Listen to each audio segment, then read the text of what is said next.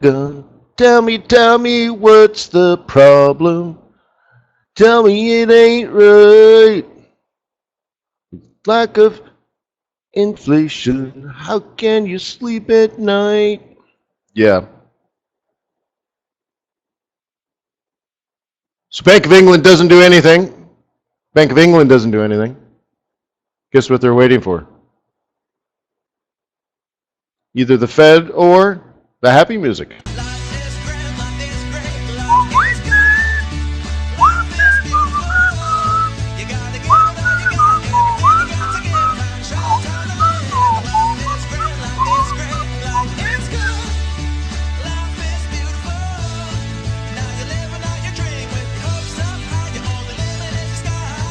Hey, hey, hey, hey, hey.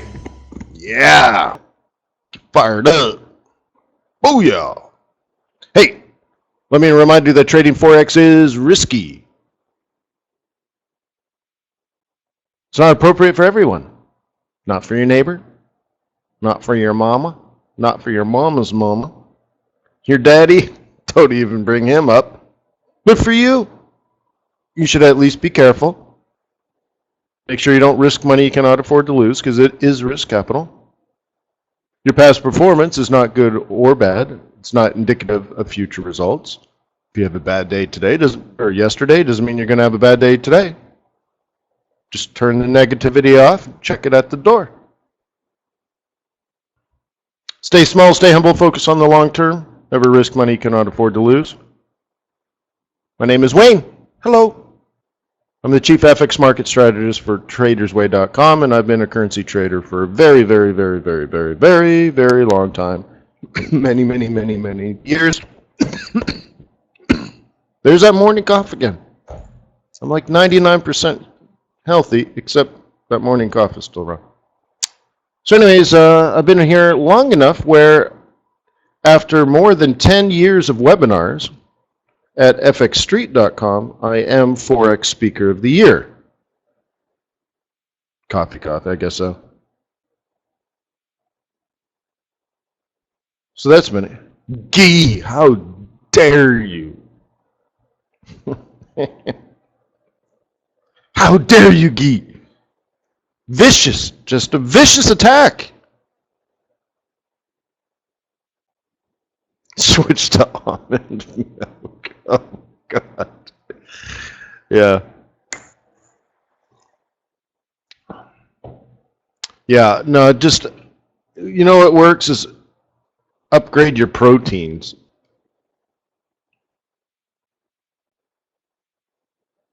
Right, Ryan? So anyways, hey, I have been doing this a long time.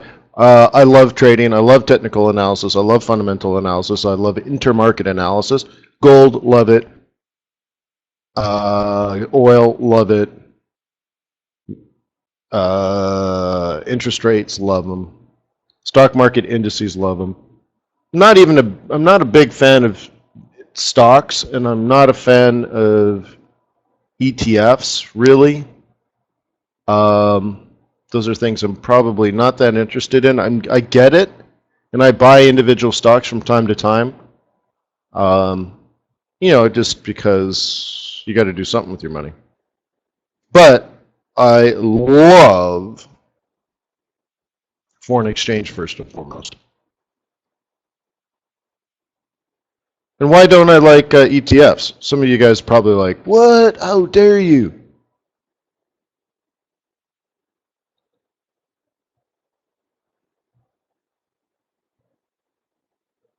Strange. Yeah, but why don't I like them? So here's something I heard yesterday on Bloomberg. They've been advertising quite a while. Don't face single stock risk. Purchase, right, the entire sector with our spider. Right? The idea is don't pick a bank stock, buy the entire financial sector, or don't pick, healthcare. No, buy the whole healthcare system. Why do I get all upset about this? Because what kind of loser analysis, or analyst, I guess I should say, doesn't have confidence in picking the stock that is most likely to win. Isn't it that your job? Oh, I want to invest in the financial space, but I can't pick which one. So I'll buy all of them. At single stock risk, that's your job. It's called alpha. Pick the winner, dude. Socialist pig dog mediocre. I don't like even having the mediocrity in the room, the same room. I'd say, get the heck out of here, you sector stock ETF garbage nonsense. But that's my opinion. Yeah, but at least you know my opinion, right? I'd say, look, if you can't pick the winner, don't pick anything. Yeah, oh, here it comes. Wayne's getting angry again. All right, so let's do the news. Let's not spend the whole hour and a half. But did you enjoy that history lesson yesterday? 1,000 years of economic history? How funny.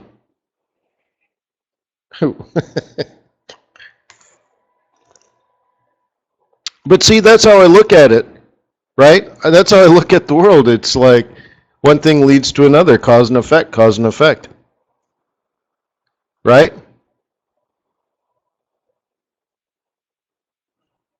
If it wasn't for the Black Death, if it wasn't for the plague, Europe would probably still be feudal. It's just really interesting, right?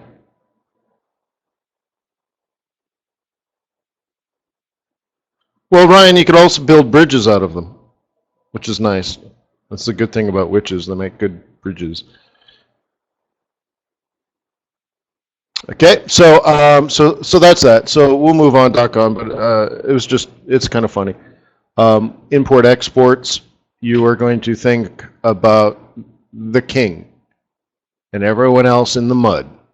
So like someone today was talking, again on Bloomberg, because I listen to the Bloomberg television when I'm in the shower. Yeah, hey, we all do things. I don't want to know what you do in the shower, but I listen to Bloomberg television. Technically, I watch Bloomberg television, but anyways, someone was talking about Carney would have to cut interest rates because there would be inflation in the UK because of the lower pound. Well, that's the wrong kind of inflation. Do you understand? If your pound is weaker, your purchasing power is less, right? Which means you can't afford anything. It's not that you're rich and prices go up because everybody's rich. You just simply can't afford to buy anything anymore. And what happens, using our analogy from yesterday? England goes back to shaving sheep, adding no value add to their products or services, and turns into just a giant exporting nation of raw material. You see what I mean? Because if their currency is worthless, they're going to be desperate for currency that is actually worth something. So it's not really the right thing to be doing, in my humble opinion. So that the person speaking on television read somebody's book, but didn't quite understand the difference between good inflation and bad inflation, and how a central bank should take care of it. But Carney's Canadian. I think he's got it, bro. Don't worry about it. Okay, so that's that. Today is going to be the day. Let me introduce you, by the way, to the Forex.Today calendar. You can organize it by day, today, tomorrow, this week, next week, which is really good if you're planning, right? So you can say, oh, on a Friday, say, oh, what are we going to do next week? And start going through the calendar early. What's just today? What's coming up tomorrow? It's a nice thing. And here what I have is I'm showing all of the impact, low impact news, high and medium. Okay? The red line is where we are today, right now, where we are in the day. Okay? So this stuff's already happened. this stuff is going to happen today. Okay, organized in chronological order. Now, looking at the results, green, like these, are better than expected. Retail sales month over month, better than expected. Right? It was a negative number, but less negative than people thought it could be. So on and so forth. Right? Red numbers. No red numbers here. I guess we can just go to this week. I can change it. Get some red numbers here. All right, see? So you can just really look at it. Pound, miss, miss, miss, miss. Pound, miss, miss, miss, miss. Right? These are high-level stuff. Miss, miss. Oh, they missed the CPI. See how important this can be? So it's kind of nice. It's kind of nice a way of looking at things. So again, going back to today, I can just quickly say, all right, we're here, this stuff's coming up. And then I can go back and say, all right, so what happened earlier today? Oh, Bank of England interest rate decision, as expected, as expected, as expected, as expected, as expected. So here we didn't learn anything. So I guess I'm going to have to download the meeting minutes, right? Review their monetary policy, and check out the new statement. Okay, cool, right? You guys like it?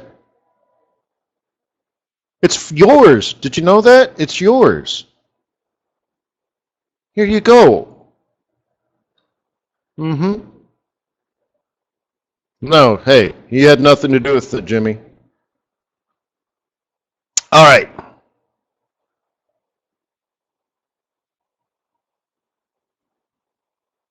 You ever see that movie where there's a God complex scene?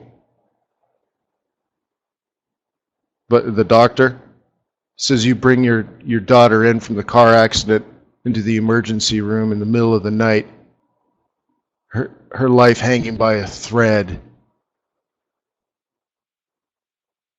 and you pray to God that she lives through the night. Right? Do you know which one I'm talking about? And he says, because I think he's in trial or something, like you have a God complex, that kind of stuff.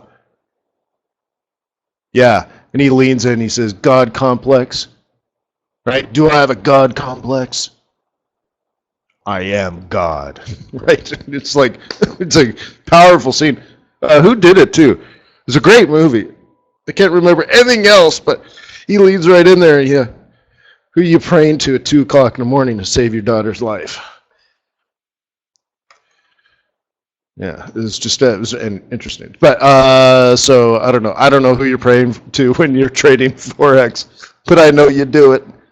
All right, so got some PPI, great, nice. Current account, you know a little bit more about that kind of stuff, right? Do you know the difference between the current account and the capital account?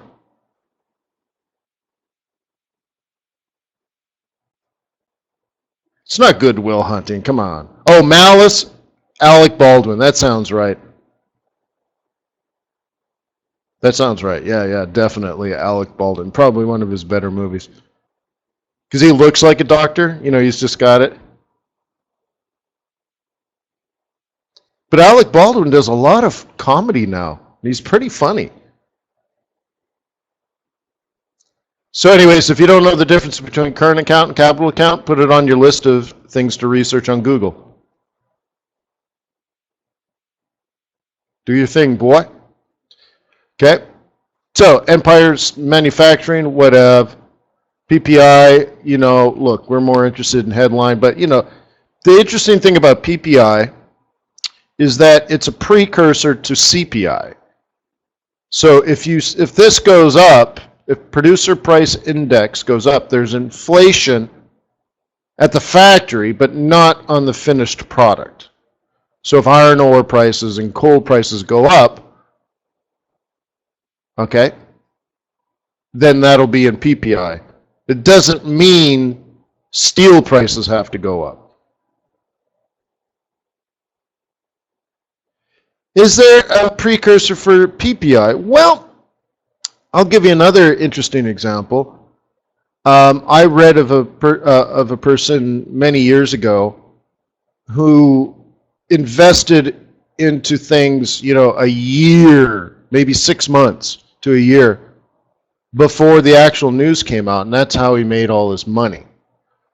And so after he was done as a, very, very successful, very wealthy trader, in whatever book I was reading, he gave his secret. So this guy could buy, he was more of a macro guy, but he could get into an industry 6 months to a year before you even knew it was hot. But he already bought everything by then, right? And so here's what he did. He knew, for example, retail sales were going to go up. Well, the average person starts buying retail stocks 1 or 2 quarters after good news, right? And all of a sudden you're like, wow, retail sales are way up. For 2 quarters in a row, now I think I'll buy. Well, what he would do is he would say, okay, for retail sales, you need orders. And for orders, you need production, right? And for production, you need capacity utilization and industrial production, basically factories, right? You need factories working. But remember, factory production and capacity utilization gets reported, right? Tracked by the government. But he would go even further and say, well, if you've mothballed a factory for a while, because let's say that it's that kind of economy, and suddenly you're the factory owner and you're starting to get, you're talking to old clients and they say, hey man, we're thinking about making some new product. Right? So this is very preliminary because it takes a year or more to set all that up. And they're like, yeah, we're thinking about making a new product. We'd like to hire you again. Let's retool the factory. Okay? This is like a year, at least maybe 2 years before the future happens, because you have to, there's that kind of, it's like, doesn't it take 10 years, excuse me,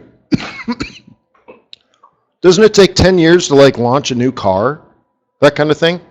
Because you have to design it and then you have to tool the factory. So somewhere in there, it's, we're a year or two ahead of reality here.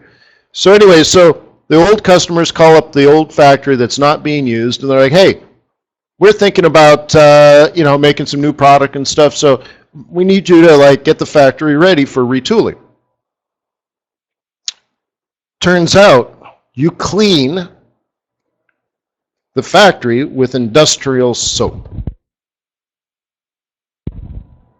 Industrial soap is needed if lots of factories are getting ready to produce. Now, is it in the industrial production and capacity utilization statistics gathered by the government? No, we're months before that. You see? So what he started to do was track soap production. And soap is made from suet, which is a form of rendered fat. And so he started tracking suet prices, which is a very sort of industrial product. And when demand for suet went up, it was because soap production was increasing. And if soap production is increasing at a rapid rate, or the velocity of demand, or the overall demand for the suet is going up, then the soap is needed. And why would you need all this soap? Turns out, well, factories are being retooled. Why? Because they're talking to old clients that want to start making new products in 3 or 4 or 5 or 6 months. And then once that's done and they got the factories retooled, then they're going to need all their natural resources to, and PPI will probably start to go up. And then they start actually making the product, which means now new orders have come in, which means 3 months of new orders will finally get reported onto the news. And then those products will finally hit the stores, and they'll be good products, and retail sales will go up, and then those inventories will go down, and all of a sudden it hits the news, after 2 or 3 or 4 months that, hey, PPI has gone up, and hey, did you see retail sales, and did you look at news, and did you look at the industrial capacity and utilization statistics? They're way up. I think I should buy. Meanwhile, the guy was in there 18 months ago. He bought up everything anyways. So by the time the idiot he has seen the news for the last 3 or 4 or 5 months in a row, retail sales are up, he decides he wants to buy retail stocks. Guess who he's buying them from? The guy tracking suet sales that bought it a year and a half ago. You see what I mean? Wicked smart. Yeah. Isn't that good? I hope you like those stories. But anyways, so PPI, yeah, if you see PPI going up, it's because demand for some reason for things like iron ore or coal have also gone up. Demand has gone up there, right? And eventually those prices will go up so high that it'll take the margins from normal to nil, which at some point the manufacturer will have to pass those higher costs onto the consumer, which means CPI goes up. Okay. I hope you like those types of trading stories. There's another one about the migration of African elephants that will tell you the crop yield in Russia and in the United States. That's a whole nother story.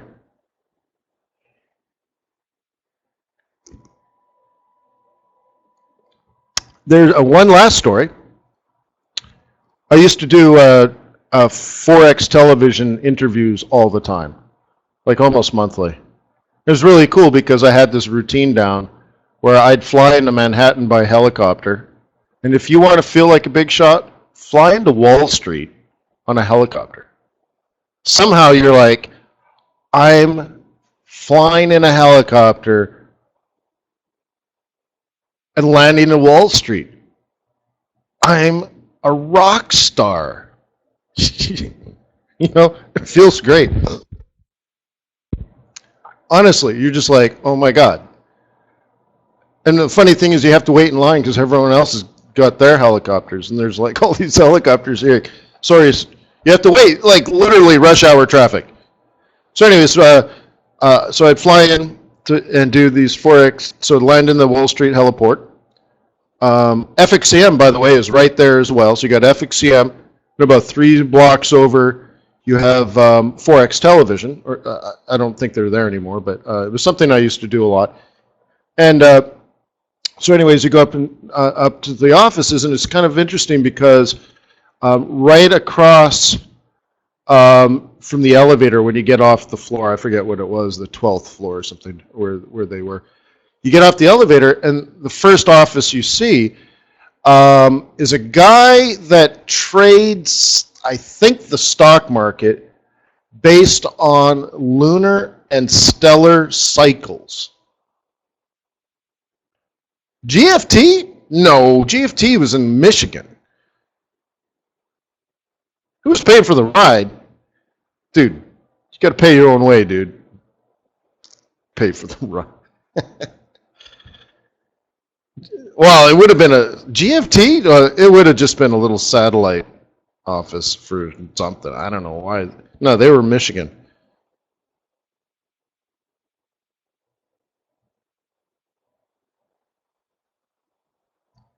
Yeah, no, I paid the bills, bro. All right, so yeah, all right. So anyways, so you have PPI. And then, you'd need retail sales to go up first, right?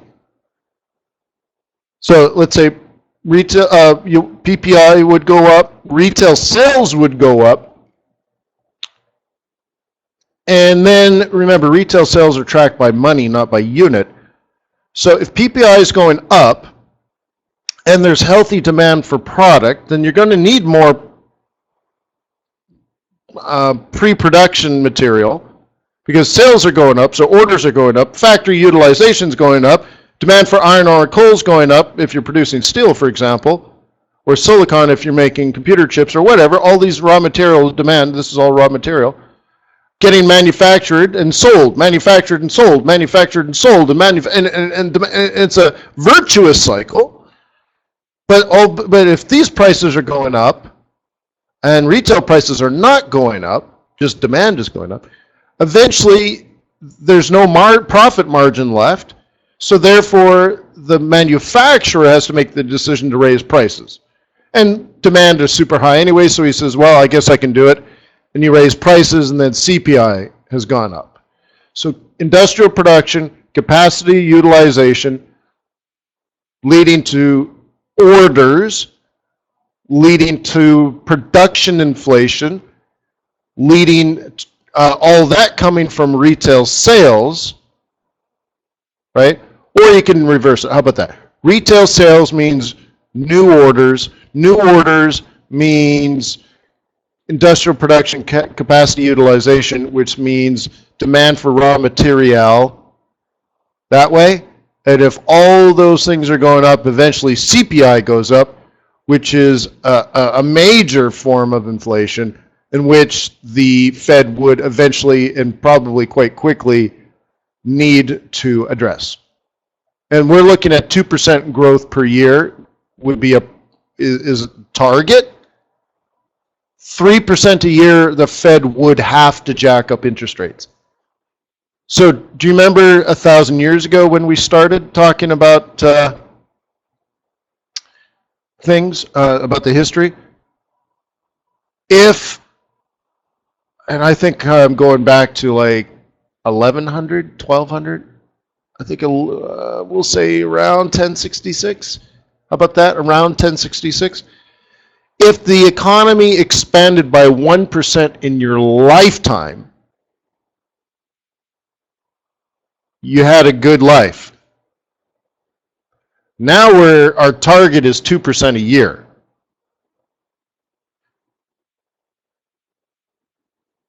Miles said, so I paid for the helicopter ride. That's right. Yeah.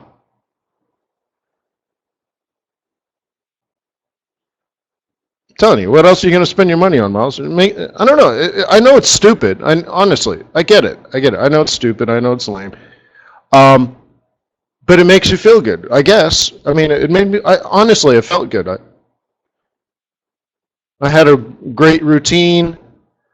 I could walk into the Waldorf Astoria in New York, sit down at the bar, or actually walk into the room at the Bull and Bear, and they would clear a seat out for me at the bar like Norm at Cheers. Honest to God. I'd walk in unannounced, they're like, hey, boom, pop a squat, right there at the bar. And get this. By the time I walked across the room and sat down, the bartender already turned around, grabbed a glass, put one ice cube in it, and poured an 18-year-old Macallan.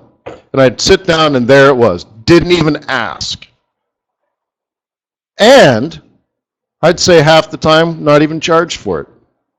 So I know it's all silly, and you don't judge a man's life or qualities by these things, like you wouldn't do the same for a car or something, right? You don't judge somebody by a car. Like, how lame would that be? But it feels good. I know, it felt good. I was happy.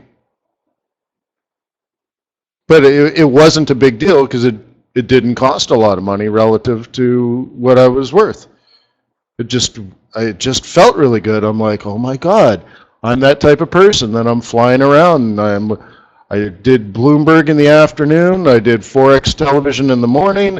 I met with some investors. I hung out with some traders. I smoked a cigar, had a nice steak, stayed at a nice hotel, jumped on a helicopter, flown home because I got stuff to do at home. I got to get back. I got to be quick. I got to go. Hit them hard, hit them fast, in and out of New York City. And all of a sudden you're like, but that is the dream, and that's my dream. Not money and stuff, but my dream in particular at that time was that I'm living the lifestyle as a Forex trader where that was needed. I had to get into New York City to talk about Forex. I had agendas lined up, and it was super, super important, super high stress.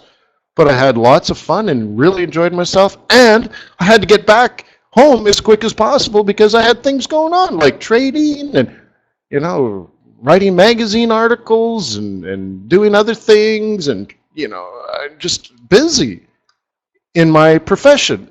And it felt really good to say, well, if I go to New York City and I do these interviews, I don't have enough time, so I'm going to have to take a helicopter from the airport to the meetings because it might take you 1 hour to get into town from the airport, or it might take you 5 hours. Have you ever tried to get from downtown Manhattan to JFK on a Friday when your flight leaves at 6 p.m.? Have you ever done it?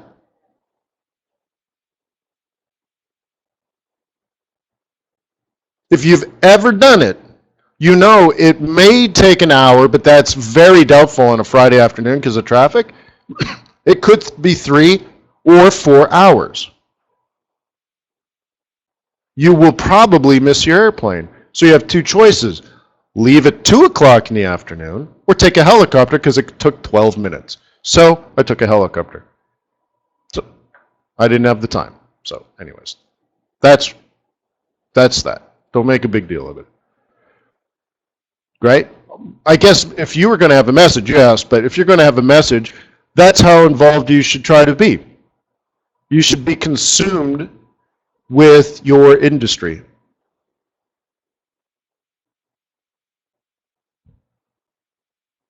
Yeah, Miles, so while I'm in the airplane, I'd write magazine articles. I mean, honestly.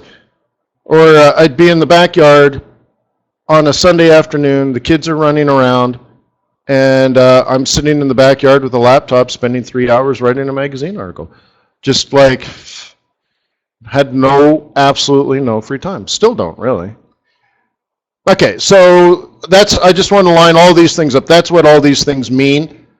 Industrial production, we don't have it here, but new orders. But obviously, if sales are going up, new orders are going up. If new orders are going up, they're utilizing the factories. They're right? There's lots of production. Production's going up. Therefore, input prices are going to go up. Eventually, margins will fall, which means they'll have they'll have to raise prices. But then, if prices go up, wages are going to have to go up. If wages go up, income goes up. If income goes up, the marginal propensity to spend will go up, which means new sales, new orders, increase industrial production. You know, and that's called, and you can write this all down, the virtuous cycle.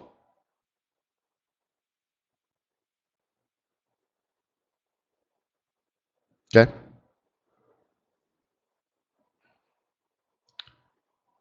Because sometimes when these come out, they may not mean anything to you, right? Did you see industrial production capacity utilization today? Holy smokes! 0.75. Bang! Is that good?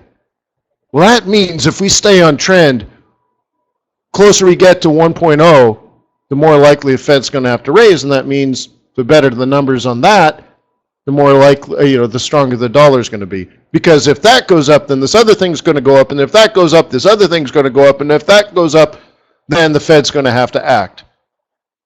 You see? That's what I'm trying to get you so that these things mean something. August trade balance out of India, negative 7.68 billion.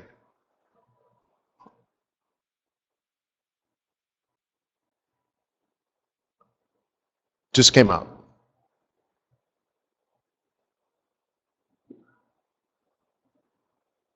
Life is great. Exports, I don't have the actual numbers. Hang on. Delay. Don't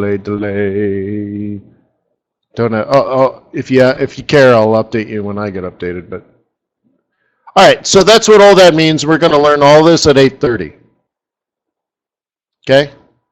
Weekly jobless claims. Okay. Just want to stay on trend. Inventories. Okay. Inventories. Well, if retail sales go down, inventories should go up. If you're selling more, the warehouses are less empty.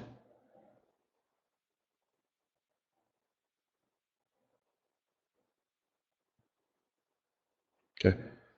So what about the virtuous cycle? James, do you know the vicious cycle?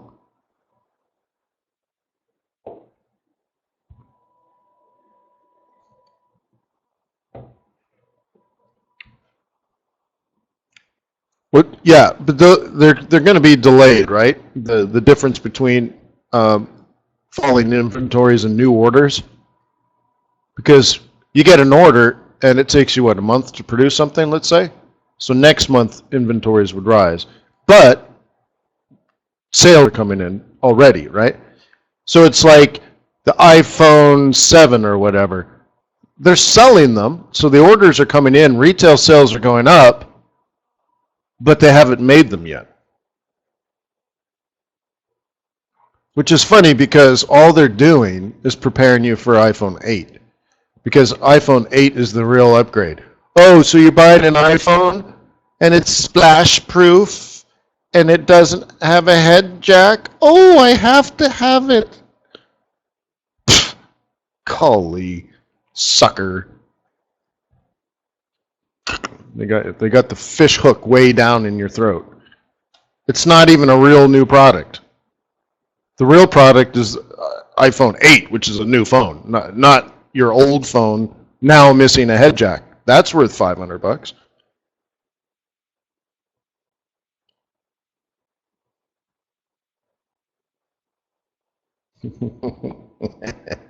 Hojo's getting upset.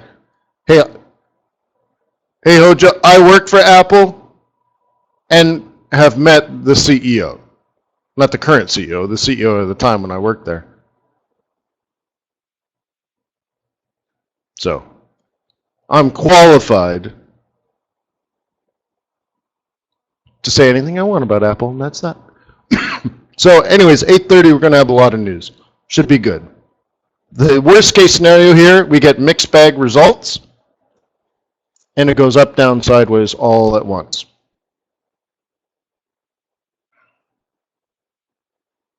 Yeah, James, they're $150, but they're really good. It's not like the cost of producing them is $12 in China. That couldn't possibly be the case.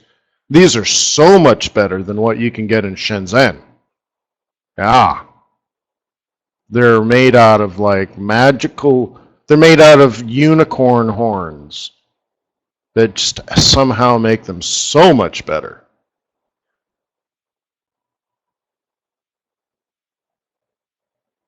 So go ahead and buy those $150 headphones. Mm-hmm.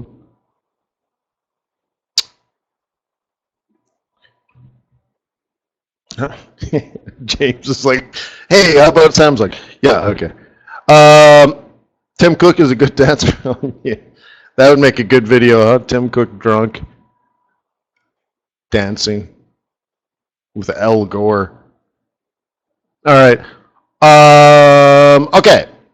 So let's look at here. I wanted to talk a little bit today about monthly pivot points.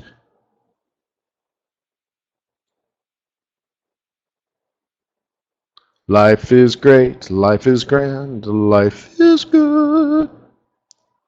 Okay. There's really only one thing on this chart, and that's monthly pivots. We have support here. We have a high relative to this high. These are 4-hour candles, so they're big candles. So for an entire day, we were higher than our old high. It came down into the 2155 cross. If you were me teaching a class, what do you think I would say? Buy or sell?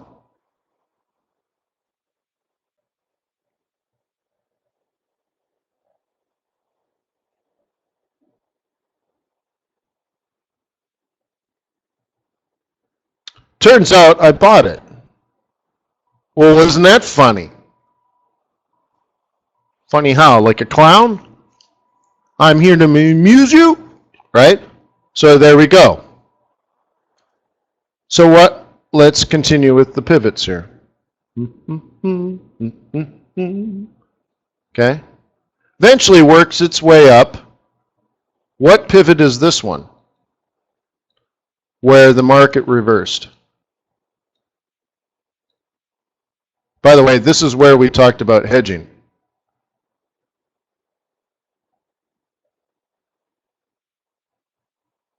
Okay. So I'm long at monthly support, and the top of the market is monthly resistance.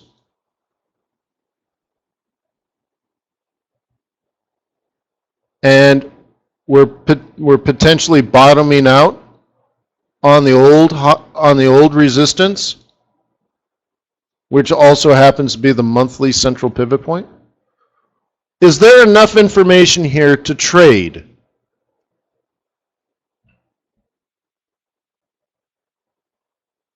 Yeah.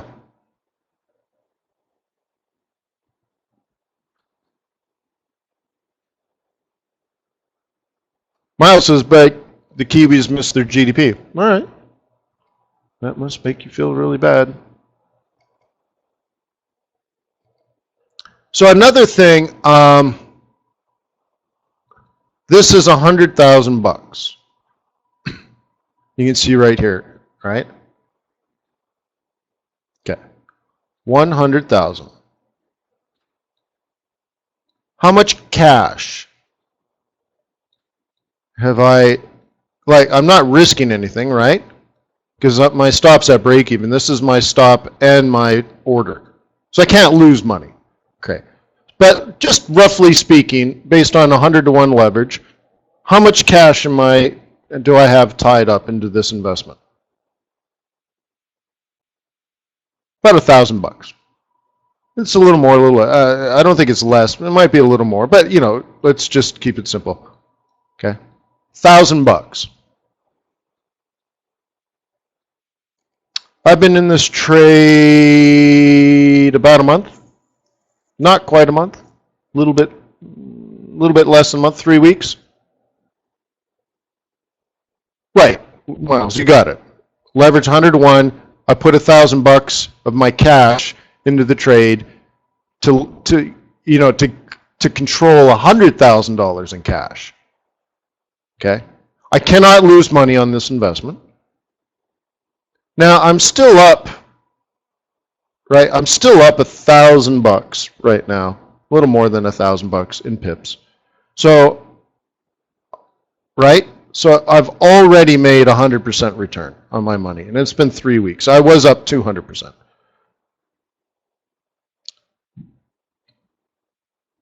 Okay.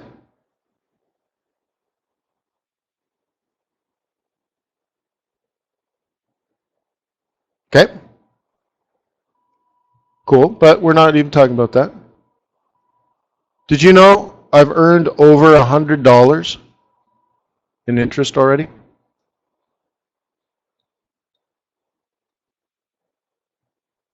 We're going into, we're in week 3, so by the end of week 4, I'm going to be closer to $150, let's say. I think more like $125, right? Let's say. What is that percentage-wise? Yeah. So I'm looking at 13% months, right? Let's say it might go. It might be a little higher than that. What do you think? No, I've asked you to try to get 5% a month. 2% sort of as a base, 5% as for good months, right?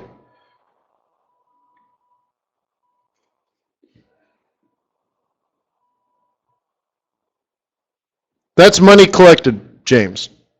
So that's how a broker works. It's not like you collect interest and then they charge you a fee somewhere else. You either make interest or you lose interest, or you don't get the full interest that you could.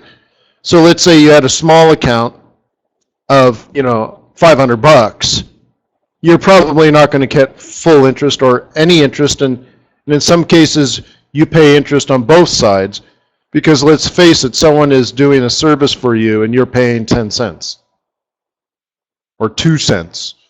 So the broker has to somehow make money somewhere. So it would be on the sum of all that cash of all the clients, and you're paying interest on both sides, whether you're long or short, it doesn't matter, because you're asking for so much service, and yet your account's so small that, I mean, ask somebody to mow your lawn. Anyone can mow your lawn. They have the talent and the skill to mow your lawn. And you're like, yeah, I'll pay you 10 cents. Trade it, please. Right? So they ain't going to do it. And you're like, yeah, well, the lawn's not that big. Well, I still don't want to do it for 10 cents. So negotiate whatever you want or can with your broker. For example, if you wanted to put $10 million into a trade account at TradersWay, you might want to talk to the management team and say, hey, give me a better deal. And they might listen. Right? You get it? Like, truly. And you say, I want like an institutional account.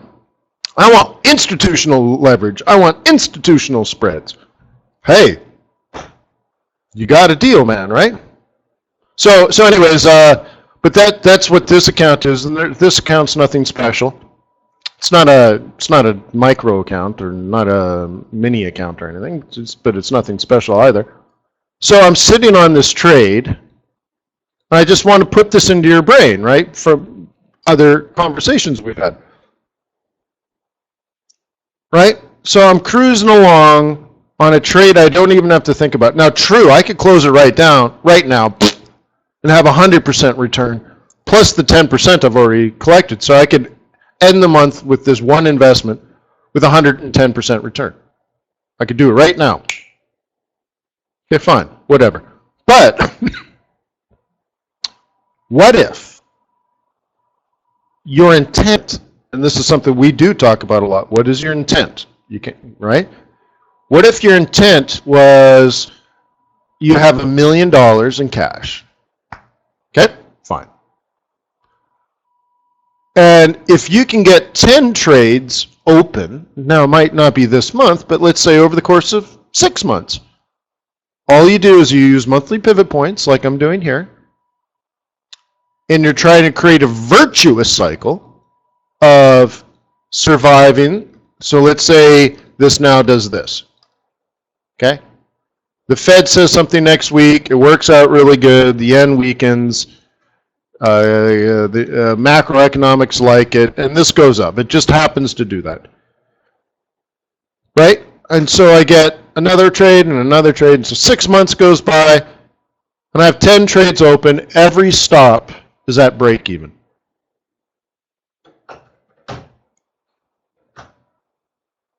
Right? Now I have $1 million in the market and $1 million in cash. Actually, I'd only have what? I'd have 900,000 in cash, 100,000 invested, but $1 million in the market.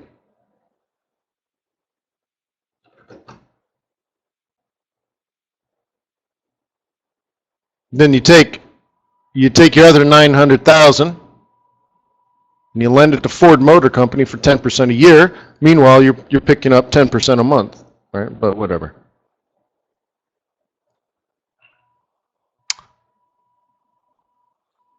Okay, think about it.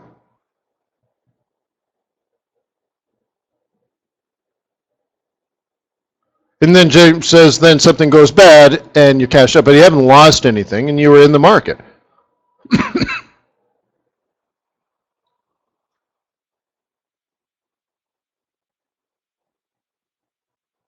Okay. All right. So that's that. I just want to show you, like, there's just absolutely nothing special about, like, this trade, right? This is the exact kind of stuff that we've talked about over and over and over. And I'm sitting here and, I'm not stressing about it all day. This is an area where I would want it to reverse and head back up. I would not feel comfortable down here, okay? But I'd say maybe that's less likely.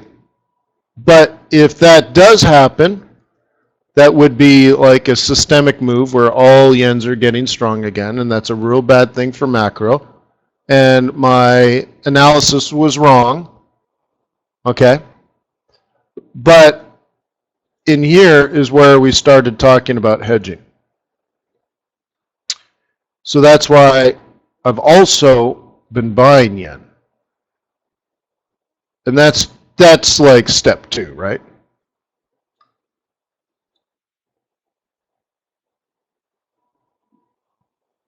Income and wealth. Okay? And it all starts with a plan.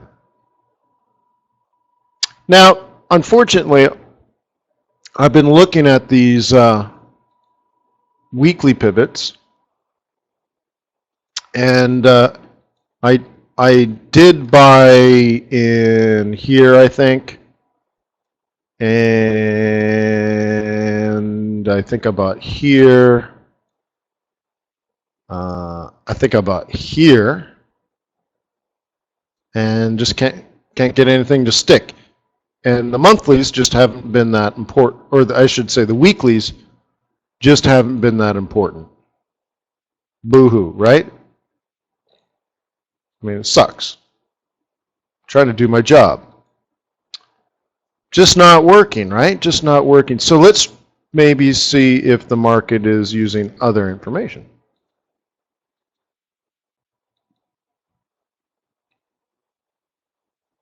Now, there's the other reason here that I've been trying to go long. Try it here. I think I got this one late and made money, and then I think this one, I think I lost some money. Excuse me. Here we go. And so now you got to play off maybe the bigger pivots. Jobless claims, fine. Manufacturing down significantly. Retail sales, worse. Big miss on retail. PPI, flat. Current account, negative 119. We're missing everything, dude. Everything's missing. Philly Fed, better than expected. But nobody cares about that. Great. Big misses here, guys. Miss, miss, miss. Retail sales, bad. Empire, bad. Jobless claims, good actually. PPI, bad. Lots of non-goods.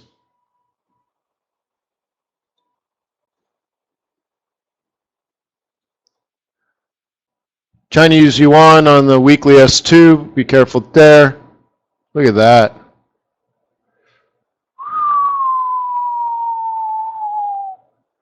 Life is great. Life is grand.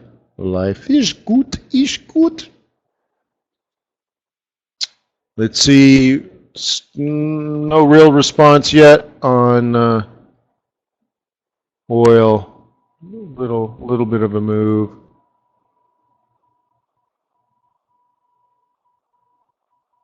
Let's check out our yen. Beast. Caught in the middle now. All right, so going back to what we were just talking about.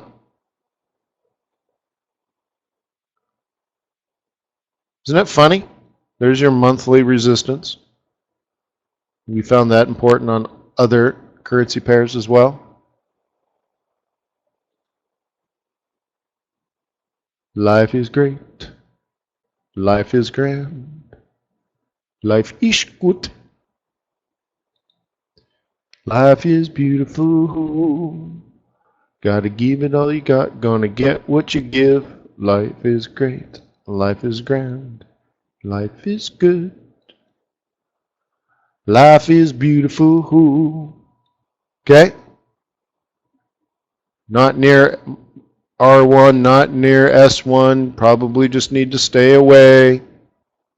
Right? Isn't this nice? Going through our daily analysis.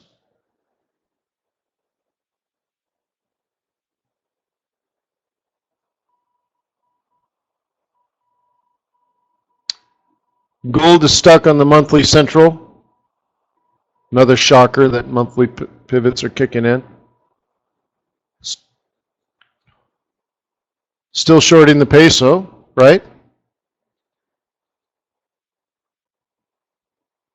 Remarkable, right? It's not just amazing here.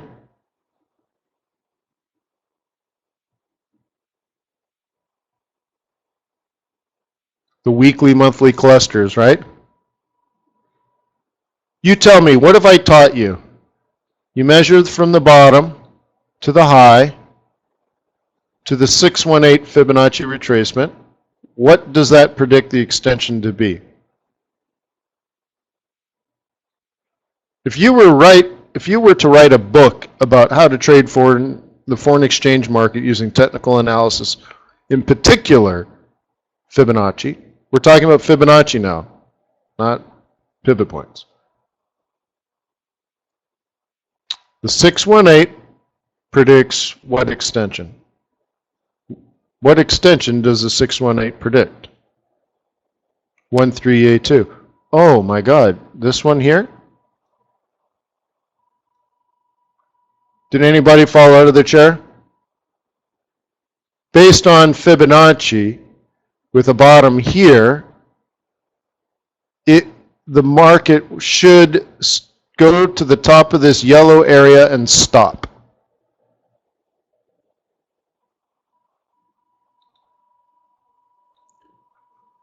How well did it do?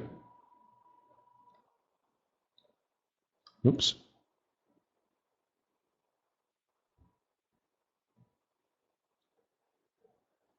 Good thing I put that in my book 8 years ago.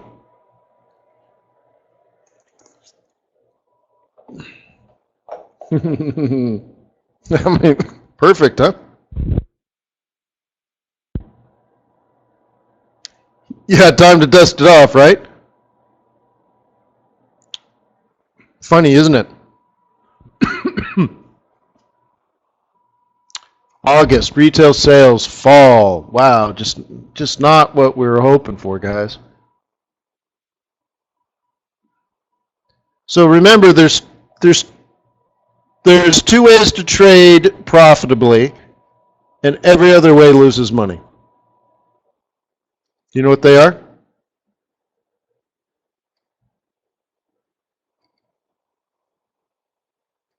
Artem says, so no rate hike on September. You could definitely assume something like that, if that's what you believe.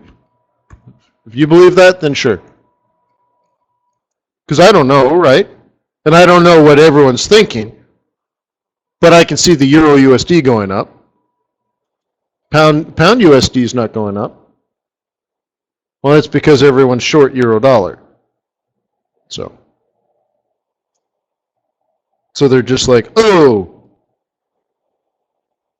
got to get out of my euro dollar short, right? So there's two reasons, or two ways to trade profitably, and everything else loses money. One, if you're a bull, you buy at support. That works. If you're a bear, you sell at resistance. That works. Okay? So if you're a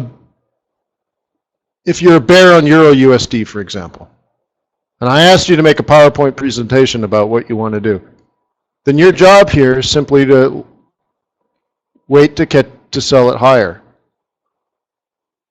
So you're like, all right, so maybe I'll sell it up here around 13. And if that don't work, maybe 14. Okay?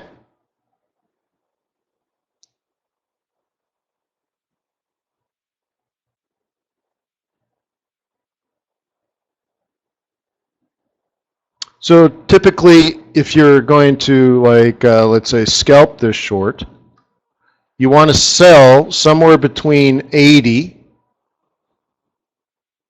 and 00, the closer to the better, and your stop's going to be above 20. So your stop's going to be about here. You are going to sell about here. Okay, and the idea is bears are going to come in and protect 13. And they're going to like sell here, sell here, sell here, sell here. They're going to freak out if it goes above 13, but their stops are 30 pips away. So if your stops at if you're short at 90, your stop's at 20. If you short at 30 or at 13.0000, you're basically last man standing, and your stop's going to be up around 30, a little higher. But I think a lot of people would have gotten out by then. So the vast majority is going to sell between 80 and 90, which means the vast majority of stops are around 10 to 20. If you break through those stops, then this thing skyrockets. But if there's enough people defending 13 because they're still, regardless of all that news, they're still bearish on Euro USD, then they'll act. So what you should do here is when it gets into this 80 to 00 area, you drop into a small time frame like a 1 minute or a 5 minute, and you look for evidence that other people are selling before you sell. Hoorah!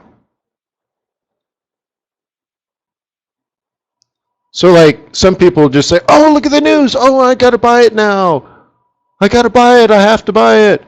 Well, what you're supposed to do is wait for the retracement and then buy it up into there. But if you're just simply a bear now and you're like, well, that's not really good news for me, so I'm going to consider selling maybe around 13 because of the psych level.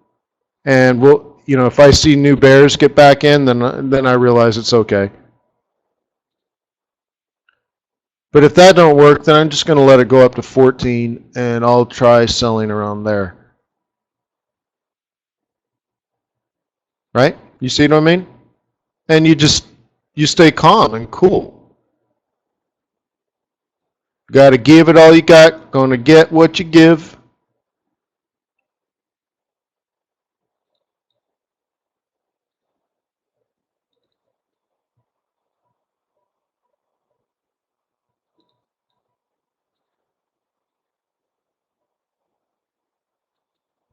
Okay.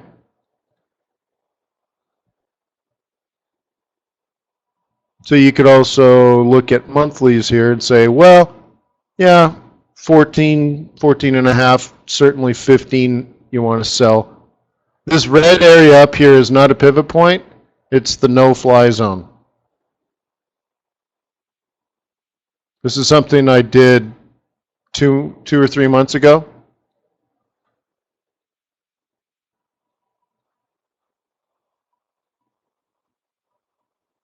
And I do these things to try to paint a picture in your mind's eye so that you remember, even if it's probably nonsense.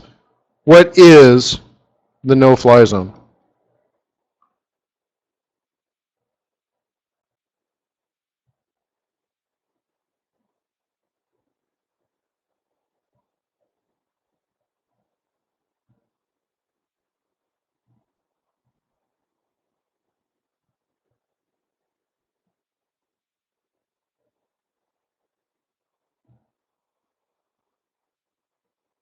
Oh, Linda wants to know about the pairs and commodities.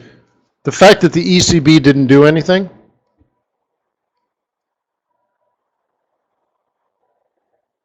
okay, is bad for macroeconomics, and that's bad for commodities. What's the no-fly zone? Thank you, Adam's got it. An area where the ECB considers it their job to weaken the euro. So they want to weak euro, but they don't want to do it themselves.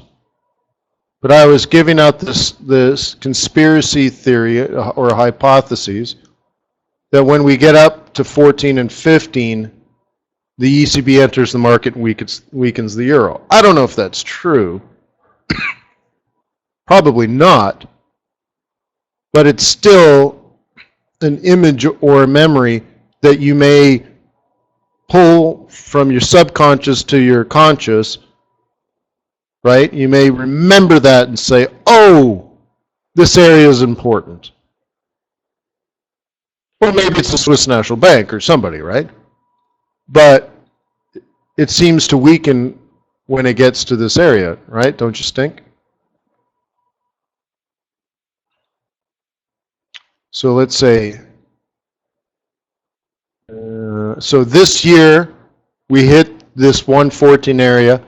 1, 2, right? I'll count this, I guess, as 1. So 1, 2. Do I count this as 1? I guess so. 3. I mean, you could really double count those, right? And 4. So let's say, no matter how you judge it, certainly 4 out of the last 5 times it fell. Now, once it spiked through 14, got to 16, so there's probably news here, and then immediately fell back below. So I don't know if you want to include that because it was only 3 days above 114, and then suddenly it's back below 114 hard too, right? Fell from 116 to 110 quickly, right? So you might say every time, or virtually every time, we get into this area, something dramatic happens. Somebody pushes back. Now, is that true? I don't know. But at least you can think of it as the no-fly zone, right? This is where they step in and say, all right, enough's enough, right? Enough's enough, free market. We need the euro weak, and somebody weakens the euro for us. And then, right, then the news comes out and tries to explain it. Oh, did you see blah, blah, blah, blah, blah. Oh, it's this, it's that, it's this other thing. Let's bring on this expert. Let's all talk about it. And they make up reasons. And yet it could just be like, well, the ECB wants a weak euro. 115 is just too strong. So they weaken the euro. Oh, well, did you see the current account? Did you see the Philly Fed? Oh, it must be the Philly Fed. Yet they have no idea what they're talking about. They're just filling dead air, right? So that's one thing I have in my mind. Oh, did you see all the news today? Maybe you should buy it into the no-fly zone. Yeah, you can. What happens next week if we're in the no-fly zone, this whole area now, 114, 115-ish, right? And the Fed says something interesting, like, we're not going to raise interest rates in September, but probably December. Boom.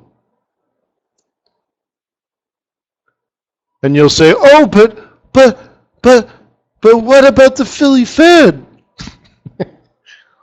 Right? The guy at CNBC was talking about Philly Fed. Uh-huh. Yeah, it was your Philly Fed, dude. That's what it is. What do you think, guys? Should we freak out or should we just trade or plan? What's your plan? When are you going to post your PowerPoint? I keep telling you, if you don't know what you're going to do on the Euro USD the rest of the year, then I don't think you'll ever know what you're going to do on the Euro USD for the rest of the year.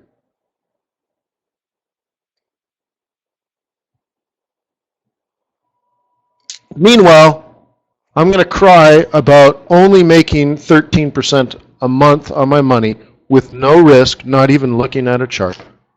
No, I'm not even going to look at it. Is it open today? I don't know. Is it still? I don't know. Oh, I haven't even checked this week. Where are we on that Kiwi yen trade? Oh, I don't know. And then around maybe Thanksgiving, I'll check in on it. Hey, how's it doing? Oh, I'm up 600 pips. Great. So I guess I'm looking at 700% return. Maybe I'll thin the herd. Yeah. 600 pips plus 13% a month, Jimmy. A month. Yeah, me likey. I mean, that's redonkulous, isn't it? 13% a month. Wow. So you're like, but Wayne, that's only like 130 bucks. Okay. Increase your assets under management.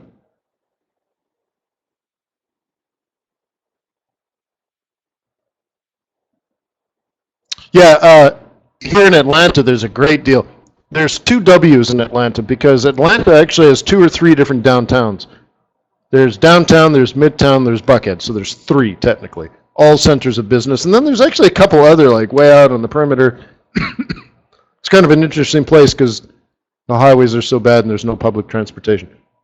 Okay, anyways, there's a W in Buckhead and there's a W in downtown, and they have this great deal where you can spend the night at the hotel.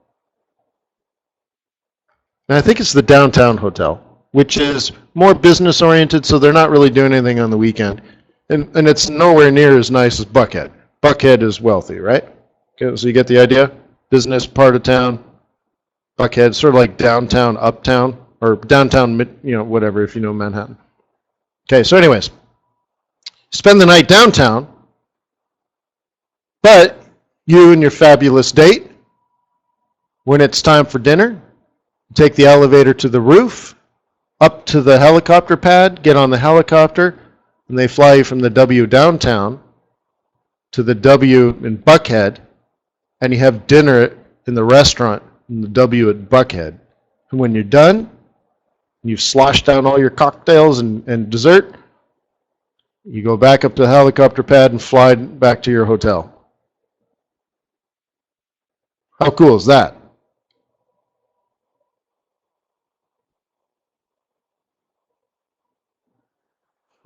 Could be worse, right? Well, excuse me. So anyways, lots of things to dream about, but I want you to take action, and the action I want you to do is have a bias and trade your plan. I don't understand how these yen pairs are moving right now. Well, if you're buying yen right now, Dan, sell at resistance. And you can do that. So I'll go back to this very briefly, because we're out of time. Open up 2 accounts at TradersWay. Put $1 million in each account, or whatever risk capital you have. And one account is for longing Japanese yen pairs only. You do it with swing trade setups. You move your stop to break even, you never get up. You either bust out of break even or you never get up. You just get paid 13% a month until the end of the year. On your other account, you look at the Japanese yen pairs at the exact same pairs, same charts, but now smaller time frames, day trading, and you're like, damn, yen looks strong right now. And all you do is short yen for a few hours, but you'd never hold overnight. So it's not that you have to understand how these yen pairs are moving. You can play both ways, swing both ways like a broken gate if you want. For example, have you guys been sitting at your charts at 8 p.m. when Tokyo and Seoul open and the stock market opens in Sydney? Have you been sitting here the last few days staring at your yens when you're in your watch and you're like 10 minutes until Tokyo opens? What happens? The yens get strong. It's the beginning of the day. We're in a downtrend on yen pairs. It's like free money, and it happens instantly, and you know it's going to happen before it happens. You know what's amazing? A half an hour before the Tokyo opens, the market starts to move up to the hourly 21 in a falling market. What have I taught you to do? Come on, guys. Everybody should answer this. The market's bearish. Price is below the hourly 21. The market is about to open, and we've pulled back to the hourly 21. Sell, sell, sell, sell, sell, sell, sell. sell, sell, sell. Guess what happens? The market drops like a ton of bricks at exactly 8 a.m. Tokyo time. What's the problem? And if you make a quick, 50, 60 pips, 100 pips, that really hedges your Kiwi yen. It only moves 50 or 60 pips a day. So if you like short Kiwi, if you short pound yen, for example, pick up 100 pips like there's no tomorrow. Just boom, pick it up in a half an hour. And you're like, boom, I just made enough money to hedge my entire downward move in Kiwi yen for a day or two.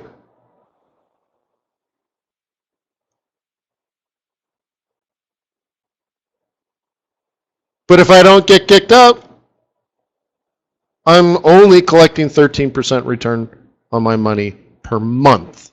Yeah, life is great, life is grand, life is good, life is beautiful. Oh, yeah. And then, of course, take all that money you've earned in interest and give it to the needy and the poor. Donate it to your church. Do whatever makes you feel good, that you've somehow, with logic and intelligence, found a way to steal money out of the pockets of filthy, stinking, rich hedge fund managers because they're slothful and lazy.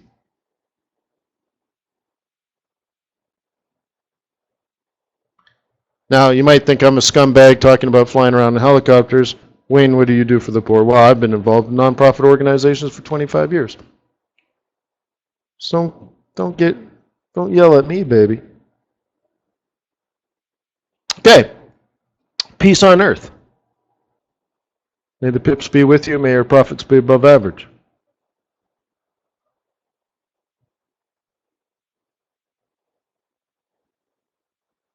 Hey, that reminds me. I think about 8 years ago, we got a catalog from a nonprofit organization. And what you can do is you can look through it and you can buy cows or goats or chickens. And they would give the whole pitch on why you'd want to buy a goat. And the goat was like $40 of a donation. So you could buy several goats. And then they go somewhere in Africa and they give a village the goats. And of course, if they gave the village 10 goats, in a year or 2 or 3, they should have 100 goats, right? Anybody in Africa get those goats? Makes total sense. Plus, a goat will graze where no animal will graze. If you live on the side of a mountain, and it's nothing but 90-degree slope with boulders, and in between the boulders, the grass grows, goats will eat there, not a problem. Cow won't go up there. So anyway, so I've done my job. I turned my pips into goats and gave them away. So there you go, Africa. Hope you got them. Let me know how they went. Love them goats. Paul, are you referencing Talladega Nights by any chance? That's what it sounds like.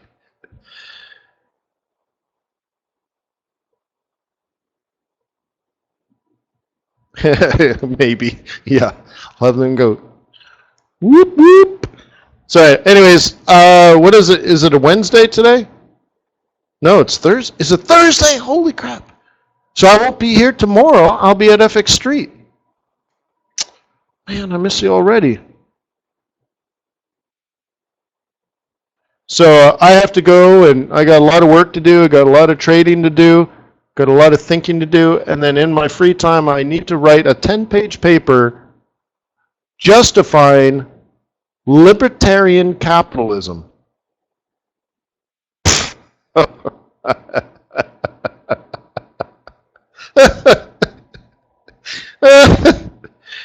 Oh, it's so funny.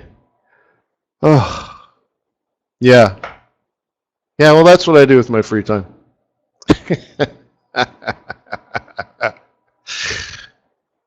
Yeah, all right. See you tomorrow. Love you, babe. Gotta jump.